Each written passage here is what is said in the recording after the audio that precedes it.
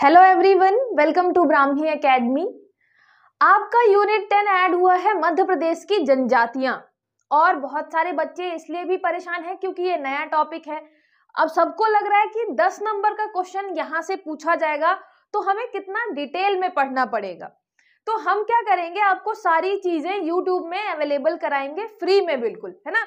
तो आप ज्यादा से ज्यादा लोगों को शेयर करिए और आपको पीडीएफ भी प्रोवाइड किए जाएंगे टेलीग्राम चैनल पे। तो ब्राह्मी एकेडमी टेलीग्राम चैनल भी आप ज्वाइन कर लीजिए, ठीक है। आज का हमारा जो टॉपिक है वो है मध्य प्रदेश की जनजातियों का, मतलब जनजातियों से संबंधित संवैधानिक प्रावधान, ठीक है। कॉन्स्टिट्यूशनल प्रोविजन की हम बात करेंगे। ये आपका जो पूरा का पूरा पीडीएफ रहेगा, पूरा का पूरा लेक्चर रहेगा, ये हिंदी और इंग्लिश दोनों में रहेगा, जिससे किसी भी मीडियम को प्रॉब्लम नहीं आए, ठीक है। तो सबसे पहले तो यही दिमाग में लाना है कि हमें संवैधानिक प्रावधान में पढ़ना क्या क्या है, ठीक है। और सबसे शुरू में जब मैंने आपको बताया था कि कौन कौन सी चीजें आप प्रीलिम्स में कहां से कर सकते हैं, तो उसमें मैंने एक चीज आपको बताई थी कि आप मैक्सिमम चीजें जो है पीडीएफ, जैसे वन डिस्ट्रिक्ट वन प्रोडक्ट वगैरह जाके, और जितनी भी नई चीजें ऐड हुई हैं, सतत विकास वाला जो है, सस्टेनेबल डेवलपमेंट, सारी चीजें आपको गवर्नमेंट की वेबसाइट पे मिल जाएंगी, अलग अलग वेबसाइट पे। तो आज मैं आपको एग्जाम्पल के साथ बताऊंगी भी कि कैसे आप नई जो चीजें ऐड हुई हैं उनको गवर्नमेंट साइट से कवर कर सकते हैं, ठीक है। और जो एक्स्ट्रा चीजें आपकी बचती है तो आप कोई भी टीचर जब देखेंगे वो जो पढ़ा रहे होंगे तो उनसे एक्स्ट्रा चीजें ऐड कर सकते हैं, है ना। इसके लिए इतने ज्यादा परेशान होने की जरूरत आपको नहीं पड़ेगी, ठीक है। तो सबसे पहले मैं आपको बताती हूँ कि आपको कौन सा वेबसाइट चालू करना है। ये आपकी जो वेबसाइट है, सबसे पहले हम छोटा करके इसको देख ले। ये देखिए, ये आपकी जो वेबसाइट है ये है national commission for scheduled tribe. दिख रहा है आपको, national commission for scheduled tribe. अब यहाँ पे मैं थोड़ा सा जूम करके आपको दिखा देती हूँ। ये देखिए, national commission for scheduled tribes. इसमें आपको फ्रिक्वेंटली आस्क्ड क्वेश्चंस, अच्छा, ये हिंदी और इंग्लिश दोनों में अवेलेबल है वेबसाइट। आपको जाना है यहाँ ऊपर सबसे साइड में, यहाँ आप जाएंगे तो ये आपको ऑप्शन मिलेगा, यहाँ पे इंग्लिश मैंने लिखा हुआ है, यहीं पे आप टच करेंगे तो आपको हिंदी भी ऑप्शन में मिलेगा, ठीक है। तो ये पेज जो है पूरा का पूरा किस में आ जाएगा, इंग्लिश और हिंदी दोनों में अवेलेबल हो जाएगा आपको, ठीक है। फिर हमें पढ़ना क्या है। अब जब जैसे बात आती है कि शेड्यूल्ड ट्राइब क्या है, तो आपको कैसे पता चलेगा कि शेड्यूल्ड ट्राइब क्या है। और बात करें अगर किसकी, डेफिनेशन की, अगर मान लीजिए आपको पता है पीएससी में कथन कारण वाले पूछने लग गया है, उसके अलावा बहुत सारे डिटेल क्वेश्चन पूछने लग गया है कि 3-4 ऑप्शन डिटेल में आपको मिलेंगे। तो कैसे, अगर शेड्यूल्ड ट्राइब का इसमें से मतलब सीधा सीधा आपको मिल रहा है वेबसाइट में, नेशनल शेड्यूल्ड ट्राइब की जो आपकी वेबसाइट है कमीशन की, वहां पे मिल रहा है, तो ये आपके यहाँ के कोई से भी आपका एक पॉइंट उठा के 4 ऑप्शन में रख सकता है और पूछ सकता है कि बताइए इनमें से कौन सा सही है, कौन सा गलत है।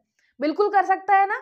तो बस आपको एक बार ये चीजें आराम से पूरी पढ़नी है, ठीक है।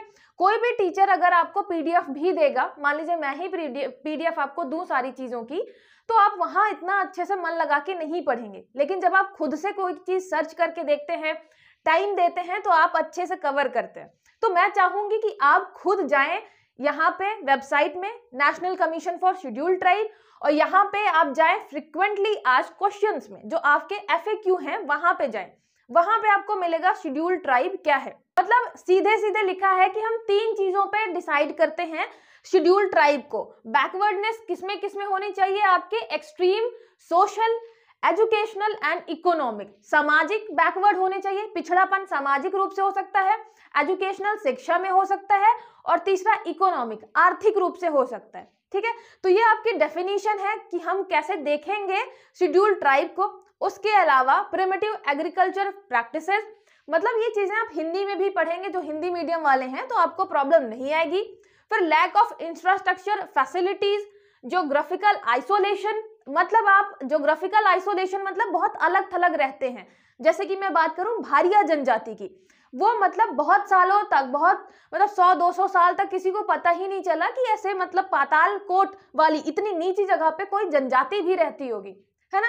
सेम वही ये लाइन है, ज्योग्राफिकल आइसोलेशन में बहुत सारी ट्राइब्स रहती हैं, उसके बारे में हो गया।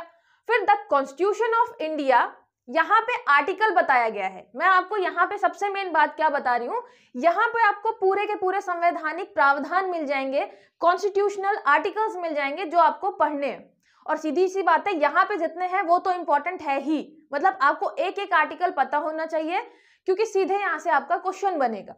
तो यहाँ पे क्या आया, 366(25) मतलब 366 आपका जो अनुच्छेद है उसके 25 नंबर में प्रेस्क्राइब किया गया है, scheduled tribe means such tribe और tribal communities as are deemed under article 342। मतलब मैंने आपको पहले भी बताया है कि 366 में बताया गया है, परिभाषा है किसकी, शेड्यूल्ड ट्राइब की। तो उसमें भी ये बताया गया कि शेड्यूल्ड ट्राइब या आपकी जनजातियां, अनुसूचित जनजातियां वो हैं जो 342 में मतलब वहां पे अनुसूचित हैं। तो फिर ये बता देता है कि भाई 366(25) जो है हमें 342 के पास भेज देता है, ठीक है, सीधे सीधे नहीं बताता। मतलब ऐसा है कि हमने तुमसे पूछा कि नाम बताओ, तो उसने किसी और को बोल दिया कि जाके उससे पूछ के आओ, हमें नहीं पता है, ऐसा वाला।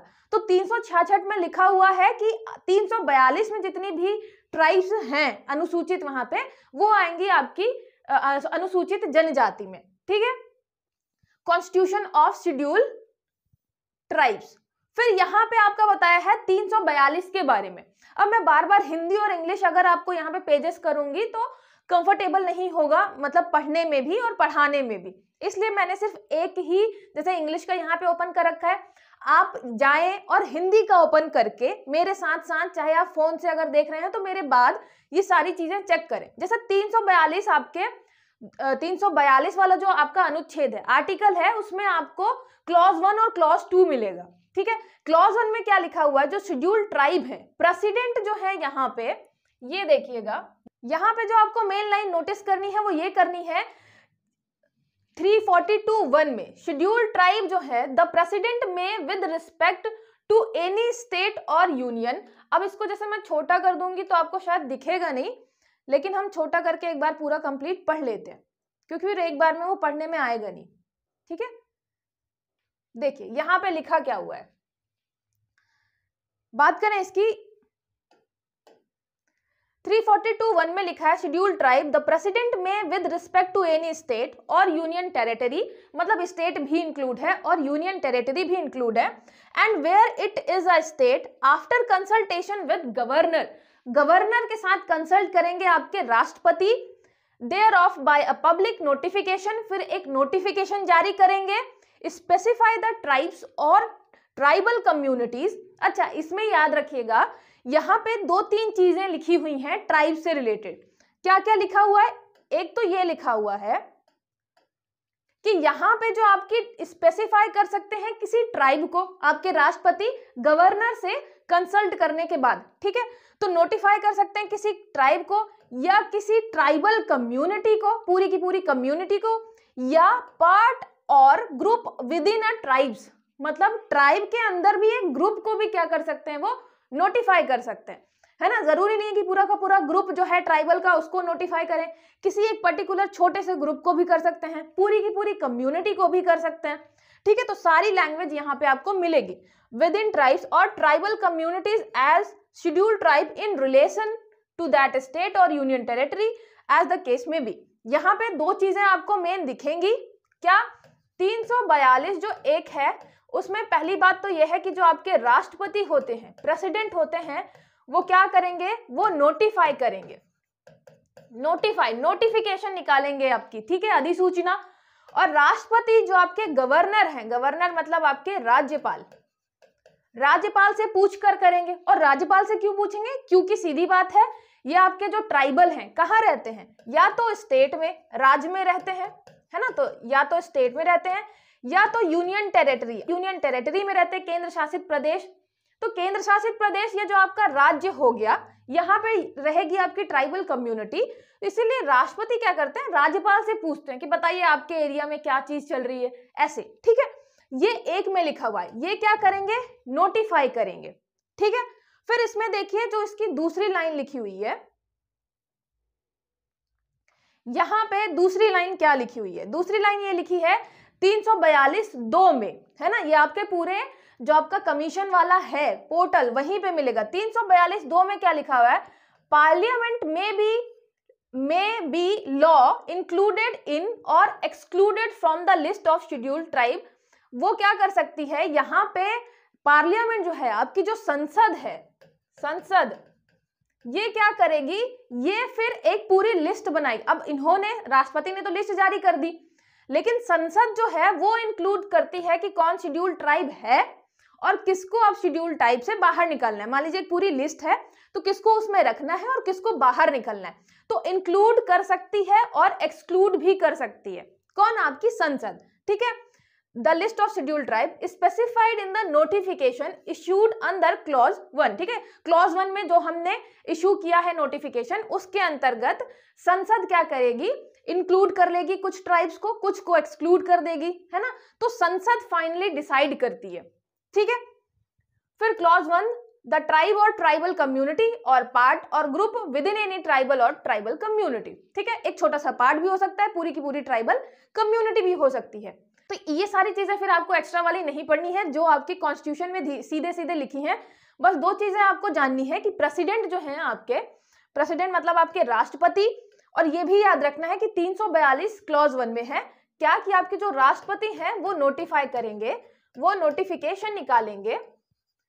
ठीक है, नोटिफिकेशन निकालेंगे किससे पूछकर? राज्यपाल से पूछकर, क्योंकि यहाँ पे हम बात कर रहे हैं किसकी? स्टेट की, यूनियन टेरिटरी की बात कर रहे हैं, इसीलिए वो पूछेंगे राज्यपाल से और फिर बताएंगे किसको? संसद को, कि हमने भाई नोटिफाई कर दिया है। संसद उसके बाद क्या करेगी?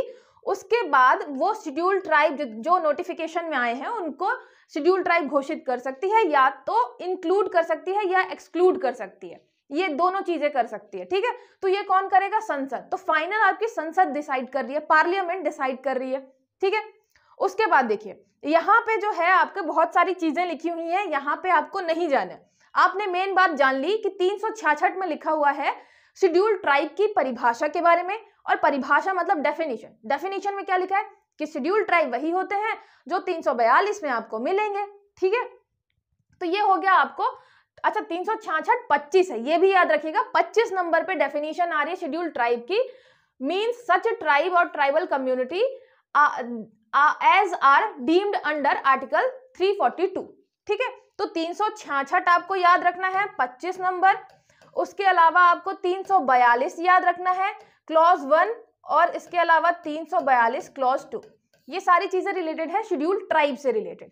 ठीक है, फिर यहाँ पे जब आप नीचे जाएंगे, इतना आपने कर लिया, फिर आप नीचे जाएंगे तो यहाँ पे आपको और क्वेश्चंस मिलेंगे। देखिए ये दिख रहे हैं ना, यहाँ पे आपको और क्वेश्चंस मिलेंगे।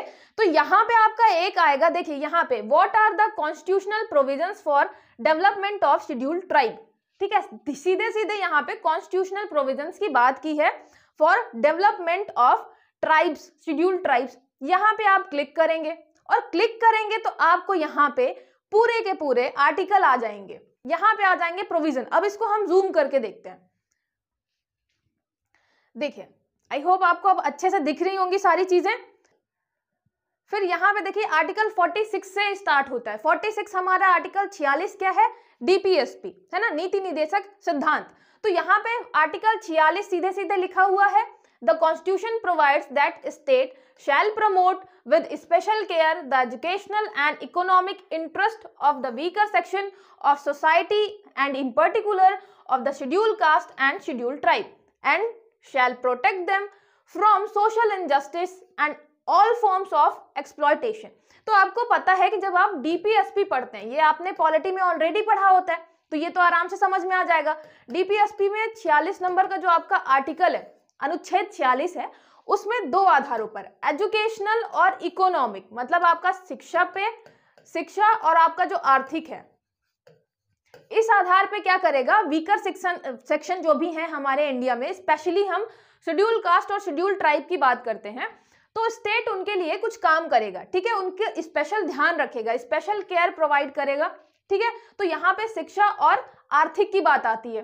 ठीक है, फिर यहाँ पे आप आगे बढ़ेंगे तो आपको मिलेगा 15(4) में क्या मिलेगा, reservation in educational institution has been provided in article 15(4). ठीक है, आर्टिकल 15 क्लॉज 4 में प्रोवाइड किया गया है एजुकेशनल इंस्टीट्यूशंस में रिजर्वेशन। ठीक है, तो 46 में हो गया आपका शिक्षा और आर्थिक आपको क्या करना है, प्रमोट करना है स्टेट को। उसके अलावा आपको पता है कि 15 जो 4 नंबर पे है, 15 क्लॉज 4 में आपको क्या मिलेगा, ये आपका फंडामेंटल राइट है, ठीक है, ये आपका फंडामेंटल राइट है।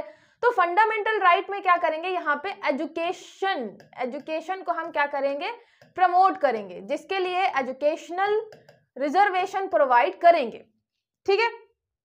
तो ये 15/4 में हो गया, एजुकेशनल इंस्टीट्यूशन में हम क्या कर रहे हैं, प्रोवाइड कर रहे हैं रिजर्वेशन, ठीक है।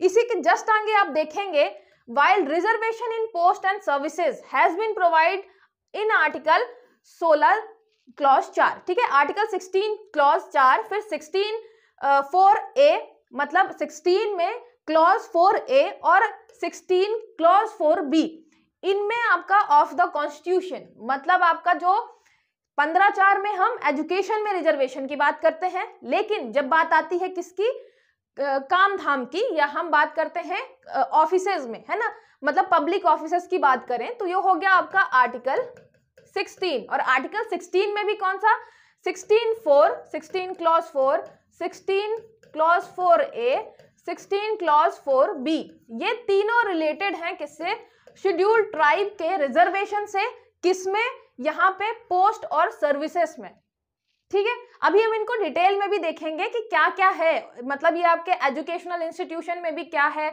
और ये कब ऐड किया गया, 15 क्लॉज 4, उसके अलावा 16 जो आपका क्लॉज 4 है, 4A है, 4B है, कब ऐड किए गए हमारे कॉन्स्टिट्यूशन में। पहले तो रहे नहीं होंगे क्योंकि हमने ये क्लॉज अलग से ऐड कर रखे हैं A और B, ठीक है। तो ये ऐड हुए हैं कॉन्स्टिट्यूशनल अमेंडमेंट से, ठीक है, संवैधानिक जो आपका संशोधन होता है उससे ऐड किए गए हैं, तो इसको भी हम देखेंगे। अभी यहाँ पे चीजें आप कवर करिए पूरी, ठीक है। फिर ये हो गया आपका, फिर अलग से इसके बाद आप देखिए यहाँ पे मिलेगा आपको आर्टिकल 23, ठीक है। 23 में क्या है, प्रोहिबिट करता है ट्रैफिक इन ह्यूमन बींग्स, जो आपका मतलब यहाँ पे ट्रैफिक इन ह्यूमन बींग्स और बेगार जो आपका है ना, बेकार या बेगार जो करवाते हैं, बेगार ये क्या करता है, उसको प्रोहिबिट करता है, बैन करता है। Other similar forms, force labour जो आपका है, ठीक है, जो जबरदस्ती काम करवाते हैं, तो फोर्स लेबर हो गया। Has a special significance of for scheduled tribe. In pursuance of this article parliament has enacted bonded labour system abolition act 1976। अब आपको ये सारी चीजें हिंदी मीडियम वालों को हिंदी में करनी है। और देखिए यहाँ पे हम आर्टिकल की बात कर रहे हैं 23, लेकिन आपको कमीशन वाले में सीधे सीधे मिलेगा bonded labour system abolition act 1976, मतलब फिर ये इंपॉर्टेंट हो जाता है, ये इंपॉर्टेंट हो जाता है। तो आपसे पूछा जा सकता है कि जो आपका bonded labour system abolition act है कब आया था, 1976 में, ठीक है। अनुच्छेद तो पूछेगा ही, तो अनुच्छेद के अंतर्गत ही तो हम ये एक्ट ला रहे हैं ना, तो ये भी पूछी जाने की संभावना है, तो इसको भी याद रखेंगे। फिर आर्टिकल 24 के बारे में दिया है, 23 के बारे में आपका क्या हो गया, बॉन्डेड लेबर हो गया, ट्रैफिक इन ह्यूमन बीइंग हो गया। 24 में क्या हो गया, प्रोहिबिट करता है employment of children below the age of 14 year in any factory और माइन और एनी हजार्डस एक्टिविटी, मतलब हम यहाँ पे जो आपका बच्चों को फैक्ट्री में काम करने के लिए यहाँ पे क्या करता है, ये मना करता है। तो ये शेड्यूल्ड ट्राइब से भी संबंधित है। कुछ लोगों को लगेगा कि मैम ये तो जनरल हो गया है ना, सबके लिए हम फॉलो कर रहे हैं, ठीक है, जनरल है, लेकिन आपको पता होना चाहिए कि हम शेड्यूल्ड ट्राइब के पर्सपेक्टिव में भी बात करते हैं। और आप देख ही रहे हैं कि national commission for scheduled tribe सीधे सीधे इन चीजों की बात करता है, ठीक है। तो 23 हो गया, 24 हो गया, उसके बाद यहाँ पे हमने देख लिया 23 हो गया, 24 हो गया। फिर बात करते हैं, यहाँ पे देखिएगा, other specific safeguard has been provided under article 244 read with the provisions contained in 5th and 6th schedule of the constitution. अब देखिए 244 में जो है आपको वहां पे क्या मिलेंगे, कुछ अनुच्छेद मिलेंगे वहां पे, मतलब कुछ आपके जो छोटे छोटे टॉपिक हैं वो मिलेंगे 244 में। वो किसके अंतर्गत आता है, 5th और 6th शेड्यूल के अंतर्गत आता है, मतलब 5वीं अनुसूची और 6वीं अनुसूची। मतलब आपको यहाँ पे 5वीं अनुसूची भी पढ़नी पड़ेगी, क्योंकि हम मध्य प्रदेश के बारे में पढ़ रहे हैं, तो 6वीं अनुसूची तो कोई काम की है नहीं, हमें पढ़ना पड़ेगा 5वीं अनुसूची के बारे में, है ना। तो 5वीं अनुसूची भी अभी हम डिटेल में देखेंगे। फिर बात करते हैं, ये तो हो गया हमारा किसका, ये सारी चीजें हो गई। हमें 15/4 पढ़ना है, 16/4 पढ़ना है, 16/4A पढ़ना है, 16/4B पढ़ना है, ठीक है। 244 पढ़ना है क्योंकि वो 5th शेड्यूल पूरा का पूरा पढ़ना है, उसके अलावा शुरू में हमने 366, 25 पढ़ा, 342 पढ़ा, है ना। ये सब दिमाग में आप रखिएगा, ये आर्टिकल हम एक साथ देख लेंगे कौन कौन से इंक्लूड हुए हैं। फिर बात करते हैं हम किसकी, आर्टिकल 23 की। आर्टिकल 23 हो गया। अब यहाँ पे आता है आर्टिकल 164(1), ठीक है। 164(1) में क्या है, provides that in the state of Chhattisgarh, Jharkhand, Madhya Pradesh and Orissa there shall be a minister in charge of tribal welfare who may be in addition be in charge of the welfare of the scheduled caste and backward class or any other work। अब आप देखेंगे कि ये important कितना point हो जाता है ना। मतलब अब आप सोचिए, ये देखिए 164(1) अगर कोई मतलब स्टूडेंट है या टीचर है जो ये वेबसाइट नहीं जाके देखता है तो उसको ये पता ही नहीं चलेगा कि ये आर्टिकल भी इंपॉर्टेंट है। क्यों? क्योंकि उसको मतलब पता ही नहीं होगा कि 164 भी हमें देखना है। और यहाँ पे सीधे सीधे बताया हुआ है किसके परिप्रेक्ष्य में, यहाँ पे है छत्तीसगढ़, झारखंड, मध्य प्रदेश, उड़ीसा। अपना मध्य प्रदेश आ रहा है, मतलब आपको 164(1) याद रखना है। वहां पे क्या बोला है, ये बोला गया है यहाँ पे कि यहाँ पे क्या होना चाहिए, एक ट्राइबल वेलफेयर मिनिस्टर हमें बनाना पड़ेगा। मध्य प्रदेश में, छत्तीसगढ़ में, झारखंड में, उड़ीसा में। मतलब मध्य प्रदेश में आपका ट्राइबल वेलफेयर मिनिस्टर होगा अंडर आर्टिकल 164(1), ठीक है। ये सीधे सीधे दिया हुआ है।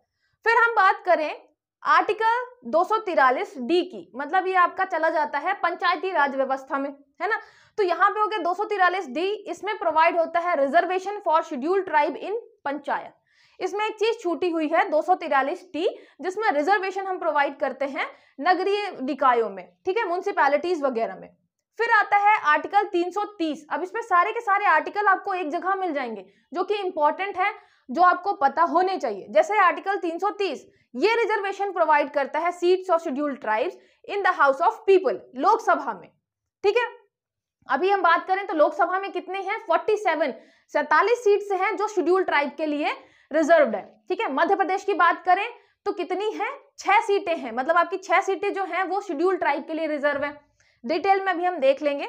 फिर यहाँ पे बात आती है आर्टिकल 332, 330 हो गया। फिर 332 ये प्रोवाइड करता है reservation of seats for scheduled tribe in legislative assembly of states. विधानसभा में अगर रिजर्वेशन कहां से मिलता है, आर्टिकल 332 से, ठीक है। तो ये हो गया आर्टिकल आपका 330, आर्टिकल 332। आप चाहें तो सारे के सारे एक साथ लिख के उनके किस भाग में आता है ये सारी चीजें भी लिख सकते हैं, लेकिन इसके चांसेस बहुत कम है कि ये पूछे कि 332 किस भाग में आता है ना। पीएससी में ऐसे क्वेश्चन बहुत ही कम पूछे जाएंगे कि आर्टिकल 332 कॉन्स्टिट्यूशन के किस पार्ट में आता है, किस भाग में आता है। आर्टिकल जरूर पूछेगा क्योंकि आप देख रहे हैं हमेशा पूछता आ रहा है।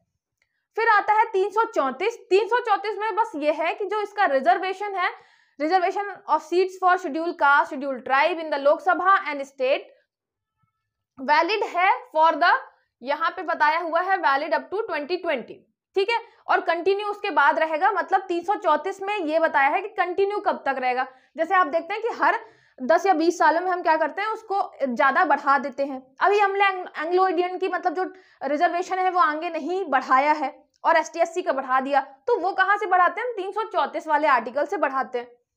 फिर आपका 371A, ये स्पेशल प्रोविजन है किससे रिलेटेड, नागालैंड से रिलेटेड।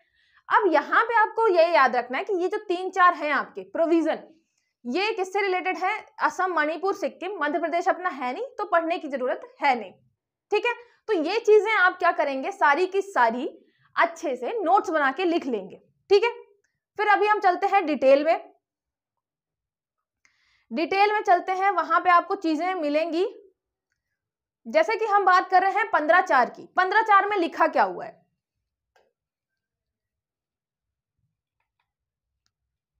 ठीक है। ये 15(4) में लिखा क्या हुआ है, तो देखिए मैंने आपको मेन बता दिए कहां से आपको देखना है, क्या क्या चीजें पढ़नी है। फिर अब देखते हैं 15(4) में लिखा क्या हुआ है। 15(4) में लिखा हुआ है कि यहाँ पे सोशली और एजुकेशनली बैकवर्ड जितने भी क्लास हैं, सिटीजन्स और the scheduled caste, scheduled tribe, उनको provision for the advancement of socially और एजुकेशनली बैकवर्ड, मतलब आपको क्या करना है, यहाँ पे एडवांसमेंट करना है, ठीक है। इस अनुच्छेद की कोई बात राज्य को सामाजिक और शैक्षिक दृष्टि से पिछड़े हुए नागरिकों को किन्हीं वर्गों की उन्नति के लिए या अनुसूचित जातियों और अनुसूचित जनजातियों के लिए कोई विशेष उपबंध करने से नहीं रोक सकती। ठीक है, तो यहाँ पे हम क्या बता रहे हैं कि विशेष उपबंध कर सकती है हमारी गवर्नमेंट। ठीक है, फंडामेंटल राइट की बात करें 15(4), ठीक है, जिसमें आपका रहता है कि आप डिस्क्रिमिनेट नहीं कर सकते हैं, है ना, ऑन द बेसिस ऑफ मतलब सेक्स हो गया, प्लेस ऑफ बर्थ हो गया, रेस हो गया, इन सब चीजों पे आप डिस्क्रिमिनेट नहीं कर सकते। फिर उसी में आगे जाके 15(4) में लिखा है कि भाई स्टेट कर सकता है डिस्क्रिमिनेट, है ना, मतलब भेदभाव कर सकता है, विशेष उपबंध कर सकता है अनुसूचित जाति और जनजाति के लिए। ठीक है, फिर बात करते हैं किसकी, 15(5) की। 15(5) जो है ये ऐड हुआ है, कब ऐड हुआ है, ये हुआ है 93rd कॉन्स्टिट्यूशनल अमेंडमेंट एक्ट 2005। आपको ये भी याद रखना है कि कब अमेंडेड हुआ है ना, एक्ट कब हुआ है, अमेंडमेंट होके यहाँ पे कब ऐड हुआ है, क्योंकि आप देखेंगे कि संविधान संशोधन कितना इंपॉर्टेंट भाग है पॉलिटी में। हर बार आपको 1 से 2 क्वेश्चन मिलते हैं, तो यहाँ पे भी जब आप आर्टिकल पढ़ेंगे तो सीधी बात है ये भी तो पूछा जा सकता है ना कि वो आर्टिकल आया कब है संविधान में, पहले तो था नहीं। तो 15(5) जो है वो 93 कॉन्स्टिट्यूशनल अमेंडमेंट एक्ट 2005 से आया है। ठीक है, इस वाले मतलब पूरे पीडीएफ में मैं आपको ट्रिक नहीं बताऊंगी, क्योंकि अगर मैं हर चीज की अगर ट्रिक बताने लग जाऊं कि आपको मतलब कैसे रिलेट करना है 15(5) आपके 2005 से और 93 कॉन्स्टिट्यूशनल अमेंडमेंट एक्ट से, संविधान संशोधन से, तो बहुत बड़ा लंबा हो जाएगा ये वीडियो, इसलिए हम सीधे सीधे अभी बात करेंगे क्या क्या प्रोविजंस हैं। ठीक है, तो इसमें देखिए ये कुछ भी राज्य को नागरिकों के लिए सामाजिक और शैक्षणिक रूप से पिछड़े वर्ग की उन्नति के लिए या इनकी विशेष उपदान के लिए नहीं रोकेगा। फिर यहाँ पे मेन क्या है, यहाँ पे शैक्षणिक संस्थानों में रिजर्वेशन की बात की गई है। मतलब शैक्षणिक संस्थान सहित यहाँ पे जो आपके निजी संस्थान है, मतलब जो प्राइवेट कॉलेजेस हैं, उसमें भी रिजर्वेशन की बात कही गई है। बस आप जो अल्पसंख्यक संस्थान है उनको छोड़कर जितने भी आपके एजुकेशनल संस्थान है, शैक्षणिक संस्थान है, वहां पे रिजर्वेशन दिया जाएगा शेड्यूल्ड ट्राइब को। ठीक है, किसमें लिखा हुआ है, 15(5) में लिखा हुआ है। ठीक है, इंग्लिश में यही चीज आप पढ़ लेंगे। माइनॉरिटी जितने भी यूनिवर्सिटी है और कॉलेजेस हैं, इंस्टीट्यूशंस हैं, उनको छोड़ के सब में आपका रिजर्वेशन रहेगा। ठीक है, फिर बात आती है 16 की। 16 में शुरू में क्या है कि आप मतलब ऑफिसेस में, जो पब्लिक ऑफिसेस हैं, उसमें जॉब के लिए डिस्क्रिमिनेशन नहीं होगा। फिर बाद में आता है कि हो सकता है डिस्क्रिमिनेशन, भेदभाव हो सकता है। तो भेदभाव कैसे होगा, यहाँ पे provide that the state can make any provision for the reservation of appointments और post in favour of any backward classes of citizens who in the opinion of the state are not adequately represented in the services under the state। मतलब यहाँ पे सीधे सीधे बोला गया कि आप रिजर्वेशन दे सकते हैं शेड्यूल ट्राइब को अगर स्टेट को ऐसा लगता है कि उनकी जो रिप्रेजेंटेशन है जॉब्स में, गवर्नमेंट जॉब्स में, वो सही नहीं है, या मतलब प्रॉपर नहीं है, जितनी होनी चाहिए, पर्याप्त नहीं है।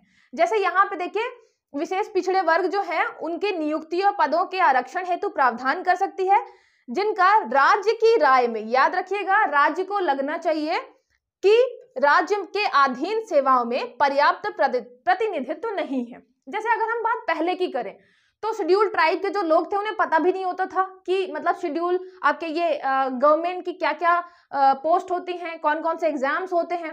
तो यहाँ पे हमने क्या बोला कि स्टेट को अगर लगता है कि प्रतिनिधित्व नहीं है शेड्यूल ट्राइब का, तो आप रिजर्वेशन दीजिए। रिजर्वेशन किसके अंदर देंगे आप, 16(4) में देंगे। ठीक है, किसमें, हम यहाँ पे पोस्ट की बात कर रहे हैं। ठीक है, तो पोस्ट में रिजर्वेशन मतलब आपके हम बात कर रहे हैं किसकी, गवर्नमेंट पोस्ट में रिजर्वेशन की बात कर रहे हैं, आरक्षण की बात कर रहे हैं 16(4) में।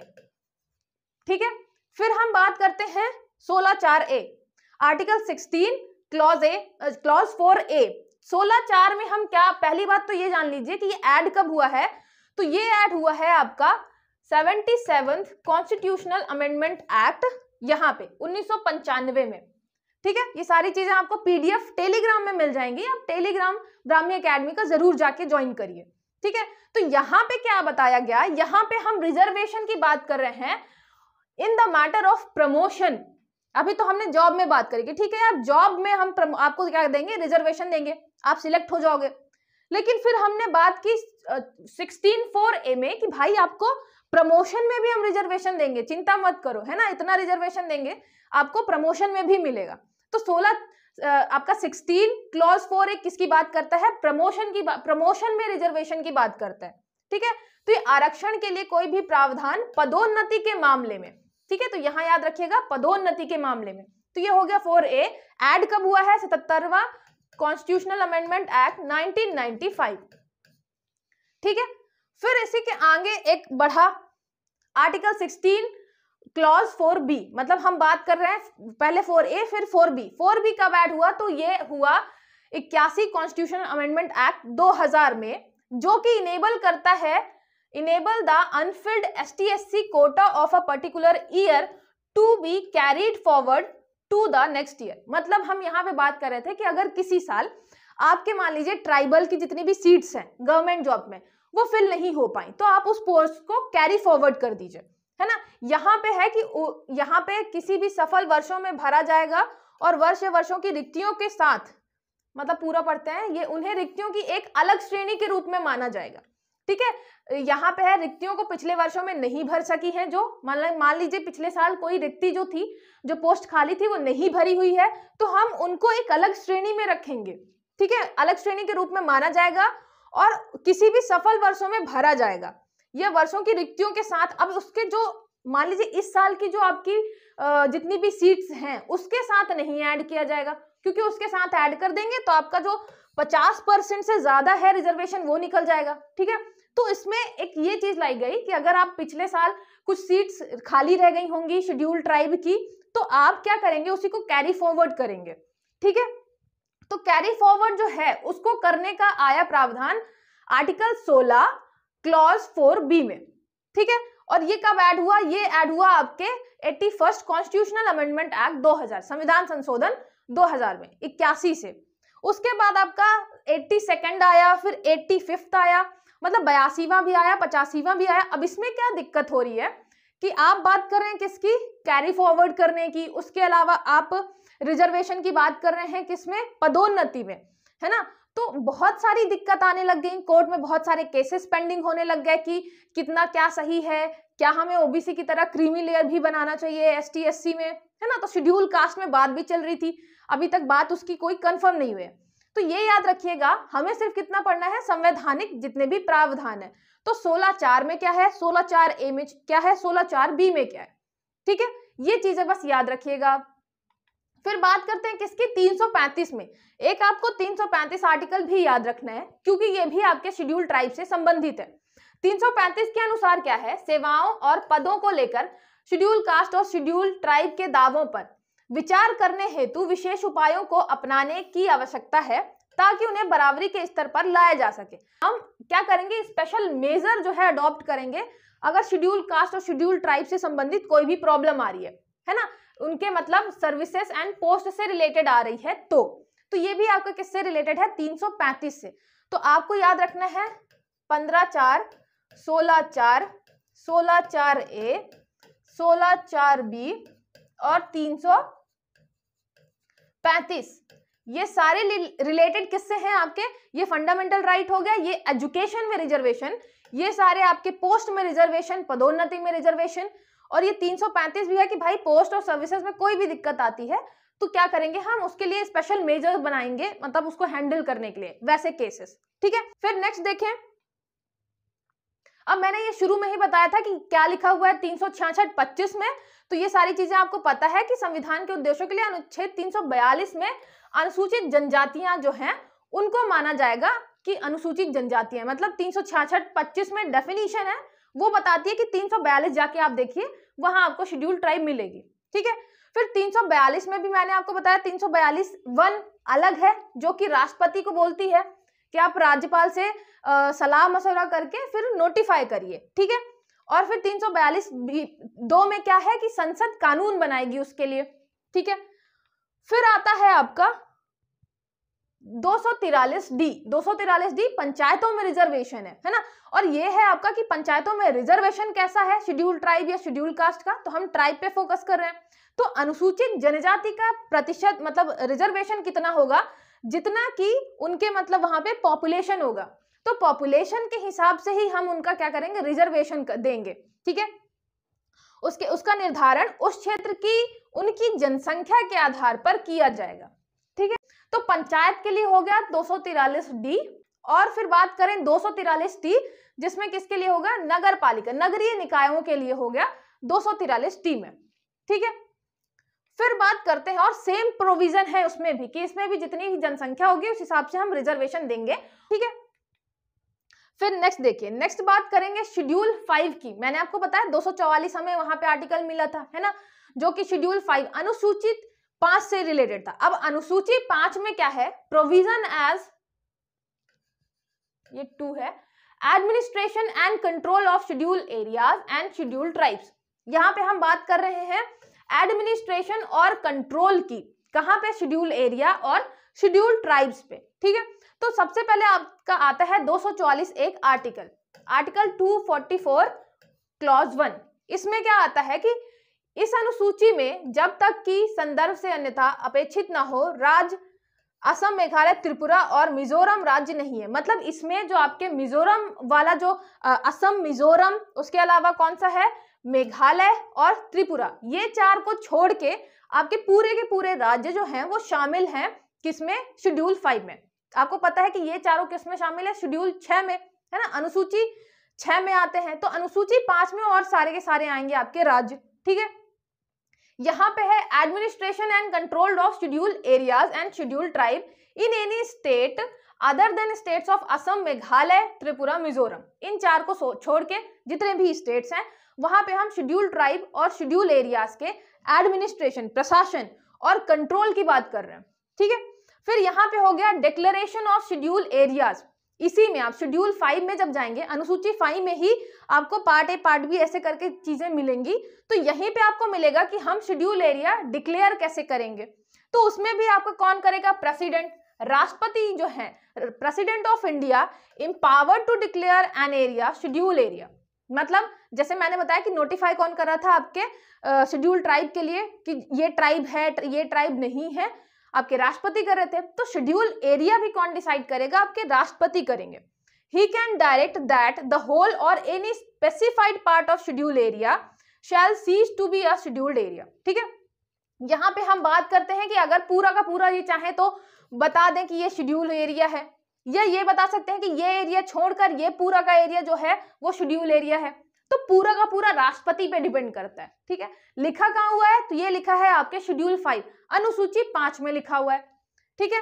फिर नेक्स्ट आता है executive power of state and centre. यहाँ पे executive power of state extend to the schedule area therein governor of each state. याद रखिएगा जब हम बात करेंगे शेड्यूल एरिया की और शेड्यूल एरिया और शेड्यूल ट्राइब के एडमिनिस्ट्रेशन और कंट्रोल की, तो वहां पे जो आपका राज्यपाल है, राज्यपाल के पास बहुत सारी शक्तियां आ जाती हैं। और कहां से शक्तियां आती हैं, आपके अनुसूची 5 से।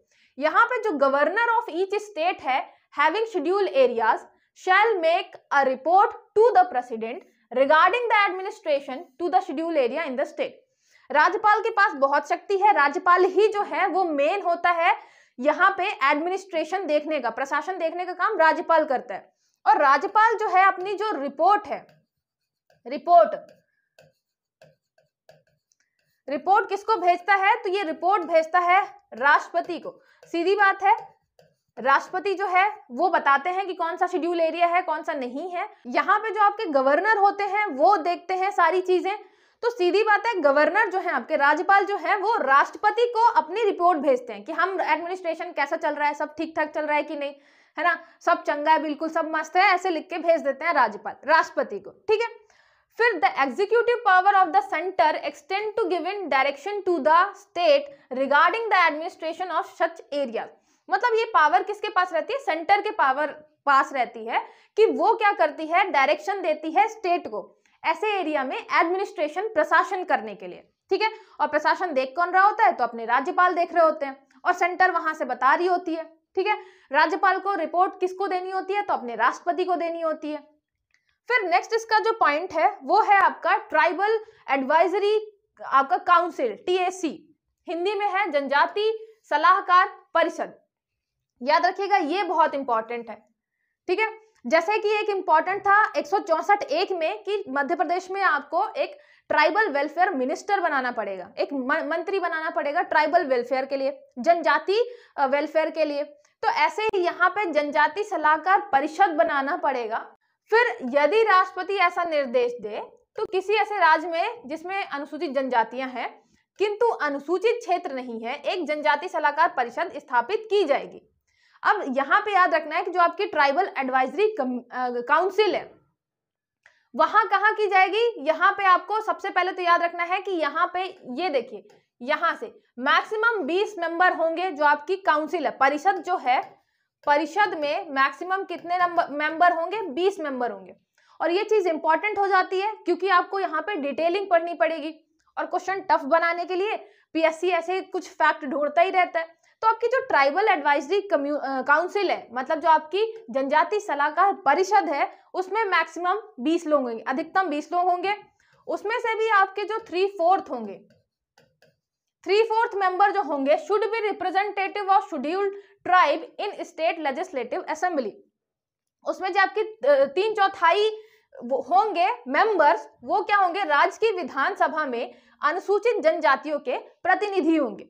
मतलब जब हम ये काउंसिल बनाएंगे, परिषद बनाएंगे, तो ऐसे किसी भी को नहीं ले लेंगे, हम 3/4 ऐसे लोगों को लेंगे जो ऑलरेडी उस एरिया के जो शेड्यूल ट्राइब हैं, जनजातियां हैं, उनको रिप्रेजेंट कर रहे हैं विधानसभा में, है ना, कहाँ पे, आपके लेजिस्लेटिव असेंबली में रिप्रेजेंट कर रहे हैं। तो जो नेता होंगे उस इलाके के, हम उनको ही लेंगे काउंसिल में, ठीक है।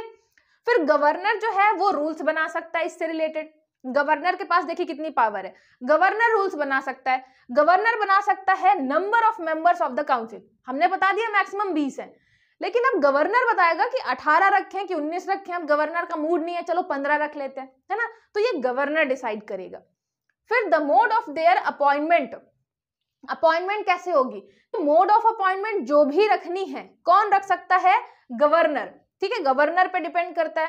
फिर the appointment of the chairman of the council, वो भी गवर्नर, मतलब अध्यक्ष जो है, इतने सारे लोग हैं, अब गवर्नर को लग रहा है कि ये सुंदर है, थोड़ा सा ये अच्छा है, ये काम कर ले जाएगा, तो उसको चेयरमैन बना दिया। तो चेयरमैन, अध्यक्ष बनाने का काम भी किसका है, appointment of the chairman governor कर सकता है। ऑफिसर और सर्वेंट्स, जितने भी आपके ऑफिसर हैं, अलग अलग अधिकारी जो हैं, उनकी भी नियुक्ति गवर्नर ही करेगा, ठीक है। तो गवर्नर उससे रिलेटेड नियम बना सकता है। फिर आप देखेंगे नियम बनाने का काम हमने हमेशा या तो संसद को दिया है या राज्य की विधानसभाओं को दिया है ना। यहाँ पे आपको क्या याद रखना है कि जब हम ट्राइबल एडवाइजरी कम्युनिटी की बात करेंगे शेड्यूल 5 में, अनुसूची 5 में, तो राज्यपाल को हमने पावर दिए हुए हैं इससे रिलेटेड, ठीक है। नंबर ऑफ मेंबर, चेयरपर्सन जो आपका अध्यक्ष है उसको अपॉइंट करना है। अपॉइंटमेंट का मोड क्या होना चाहिए, ऑफिसर कितने चाहिए, सर्वेंट कितने चाहिए। उसके अलावा conduct of its meeting and it's procedure, जैसे हम बोलते हैं कि मीटिंग का कंडक्ट, मतलब कंडक्ट कैसे होनी चाहिए, कैसे आएंगे, कैसे बैठेंगे, कैसे कैसे चीजों पे उसका डिस्कशन होगा, क्या क्या मोड्स होंगे, तो सारी चीजें कौन बताएगा आपको, राज्यपाल बताएगा, ठीक है। राज्यपाल यहाँ पे मतलब समझ रहे हैं, सुप्रीम ही बना बैठा है।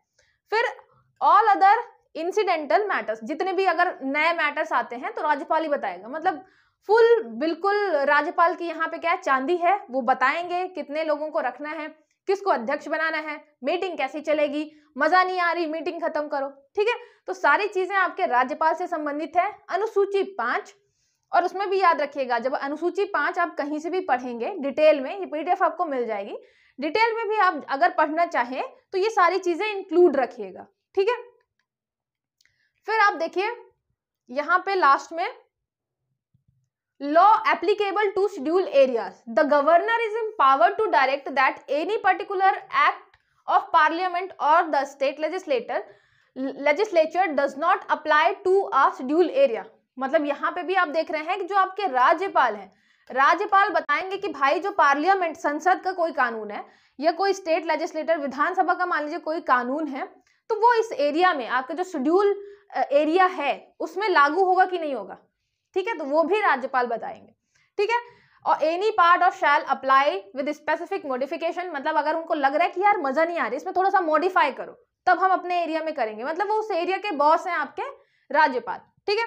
The governor is empowered to make regulation for the peace and good governance of a schedule area. मतलब यहाँ पे पूरी एम्पावर, पावर किसके पास है, राज्यपाल के पास, उसके रेगुलेशन, पीस, गुड गवर्नेंस, हर चीज मेंटेन करने के लिए शेड्यूल एरिया में after consulting the tribal advisory council. सीधी बात है, हमने एक परिषद बना रखी है, तो परिषद जो है आपकी जनजाति सलाहकार परिषद, उससे पूछते रहेंगे और क्या करेंगे, फिर वहां के लिए गुड गवर्नेंस के लिए, पीस मेंटेन करने के लिए काम करेंगे। ठीक है, तो राज्यपाल बहुत ज्यादा जरूरी है यहाँ पे, ये याद रखिएगा। उसके अलावा हमने एक ट्राइबल वेलफेयर मंत्री की बात करी थी, वो मध्य प्रदेश में वो भी बनाए जाएंगे। ठीक है, और ये कॉन्स्टिट्यूशन में लिखा हुआ है।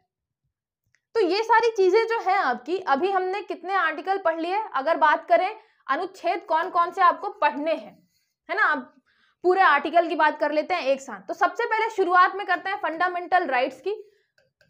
ठीक है, मौलिक अधिकार, फंडामेंटल राइट में हो गया 15 clause 4, 16 clause 4, 16 clause 4A, 16 clause 4B, फिर आपका हो गया 23।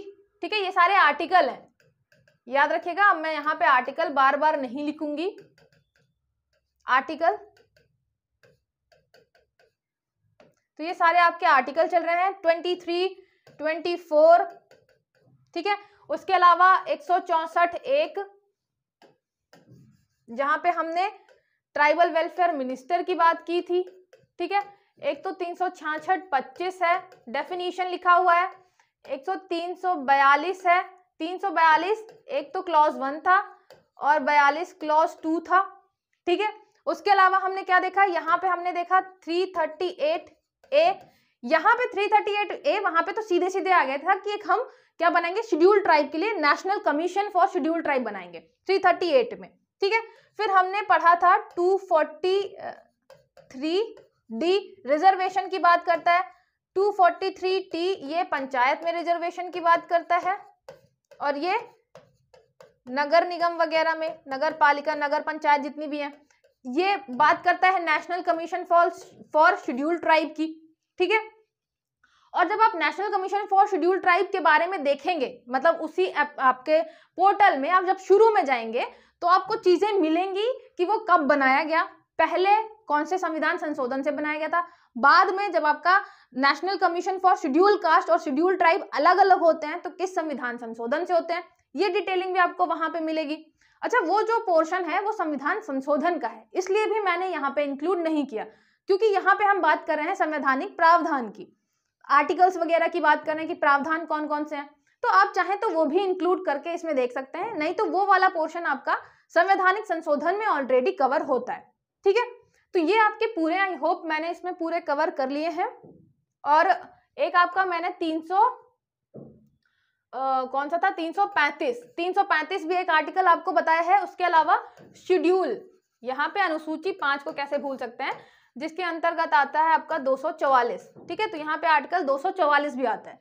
तो ये इतने सारे आर्टिकल हैं जो आपको पढ़ने हैं, और ये आपका टॉपिक जो है मैंने बहुत डिटेल में कवर करके बता दिया है कि किस आर्टिकल में क्या है, कहाँ से आपको पढ़ना है, जिससे आप सेल्फ स्टडी भी कर रहे हैं, खुद भी पढ़ रहे हैं, तो आप खुद से क्या कर पाएं, चीजों को ग्रास्प कर पाएं। ठीक है, हर चीज के लिए आप टीचर के ऊपर डिपेंड ना रहें। और ये सारी चीजें आपको मेरे टेलीग्राम चैनल में मिल जाएंगी, ब्राह्मी एकेडमी टेलीग्राम चैनल, आप जाके ज्वाइन कर सकते हैं। ठीक है, कोई भी डाउट है तो आप कमेंट करके पूछ सकते हैं। ठीक है, पढ़ते रहिए, मिलते हैं फिर नेक्स्ट लेक्चर में।